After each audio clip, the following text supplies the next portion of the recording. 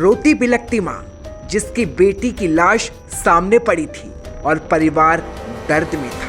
माँ चीख चीख के कातिल का नाम पुकार रही थी, लेकिन सुनने वाला कोई नहीं था। माँ चीख चीख कर बोलती रही कि इंस्पेक्टर को पता था मेरी बेटी कहाँ है।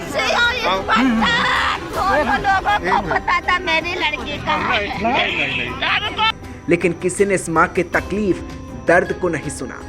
उन्नाव में 63 दिनों से लापता युवती का शव जब बेबस माँ ने अपने सामने देखा तो चीख निकल पड़ी। दर्द झलक उठा। माँ ने आरोप लगाया सपा सरकार में राज्य मंत्री रहे फतेह बहादुर सिंह के बेटे रजोल सिंह ने न सिर्फ दलित बेटी का अपहरण किया बल्कि हत्या कर लाश को शौचालय के टैंक में दफन कर दिया। इस बेबस माँ ने सपा नेता के बेटे रजोल सिंह पर 2 महीने पहले पूजा को गायब करने का आरोप लगाया था, लेकिन पुलिस ने कोई रिपोर्ट दर्ज नहीं की, जिसके बाद इस बेबस माँ ने 24 फरवरी को लखनऊ में अखिलेश यादव के काफिले के आगे कूदकर जान देने की कोशिश की थी। इसके बाद मामले ने तूल पकड़ा था। मामले में पुलिस ने रजूल को रिमांड पर लेकर करीब 8 घंटे पूछताछ की तो उसके साथ ही सूरज ने बड़ा खुलासा किया, जिसके बाद पुलिस ने आरोपी के आश्रम के पीछे प्लॉट के सेप्टिक टैंक के गड्ढे की खुदाई कराई तो पुलिस के भी होश उड़ गए, क्योंकि वहां से पूजा का शव बरामद किया गया। एक बॉडी बरामद की गई है, महिला की बताई जा रही है। किस तरीके की है बॉडी, क्या कुछ मामला है? 8 दिसंबर को एक युवती की गुमशुदगी की सूचना थाना कोतवाली में प्राप्त हुई थी, जिसके आधार पर गुमशुदगी दर्ज किया गया और उसके बाद में फिर FIR में तरमीम करके जो संदेही व्यक्ति को गिरफ्तार करके जांच की जा रही थी। उसी जांच के क्रम में आज ये डेड बॉडी यहाँ से प्राप्त हुई है। इस डेड बॉडी का हम पोस्टमार्टम करा करके आगे जो भी कारण रहे हैं उसकी जाँच करेंगे और इसमें जो भी व्यक्ति शामिल हैं उनके विरुद्ध कठोर कार्रवाई संगत धाराओं में की गई। परिजनों का आरोप है कि पुलिस ने मुकदमा देर में लिखा है। ये बात तो पूरी तरीके से ये सही नहीं है।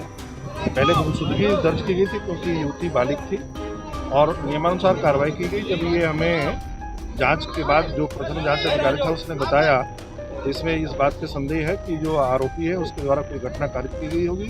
मोहित के आधार पर इसको अभियोग में पंजीकृत करके और इसमें आगे की कार्रवाई की गई और उसी विवेचना के क्रम में आज यहाँ पे डेड बॉडी बरामद हुई। आप लोगों को इसमें जेल भेजा गया है? अब तक एक व्यक्ति को इसमें जेल भेजा गया है और भी उसके जो संगी साथी हैं उसका पता करके हम लोग उनको भी जेल भेजेंगे। क्या हुआ है? हमारी बिटिया को रजोल सिंह ने आश्रम में मार के गाड़ दिया। आप लोग आश्रम पहले आई थी? हम पहले प्रेम नारायण दीक्षित को लेके आए थे। पूरा आश्रम खोल के दिखा दिया। ये कोठी जो 3 मंजिल की नहीं दिखाई। कहने लगे इससे कोई मतलब नहीं है, ये इस पे चल रहा मुकदमा और इसी में मेरी लड़की बंद थी। हमने दरोगा जी को फोन किया, प्रेम नारायण दीक्षित को फोन नहीं उठाया, स्विच ऑफ कर लिया फोन। अगर ये आ जाते मेरे साथ में तो मेरी लड़की जिंदा मिल जाती। ये रजोल सिंह कौन है? रजोल सिंह एक जल्लाद आदमी है भैया, अशोक सिंह का भाई है। कितना समय हो गया आपकी लड़की? 2 महीने हो गए, 3रा महीना चल रहा है। पुलिस के पास कब गई थी आप? पुलिस प्रशासन के पास हम 8 तारीख को लड़की उठाई गई थी। 9 तारीख से जाना शुरू किया, किसी ने कोई सुनवाई नहीं की। यही कहा कि तुम्हारी लड़की बालिग है, कहीं भाग गई हो कि आ जाएगी, बयान करेगी। कौन कह रहा था ये? जितने अधिकारी हैं, CO, इंस्पेक्टर, सबने यही कहा। SP शायद से 1.5 महीने तक हमसे मिलने नहीं दिया।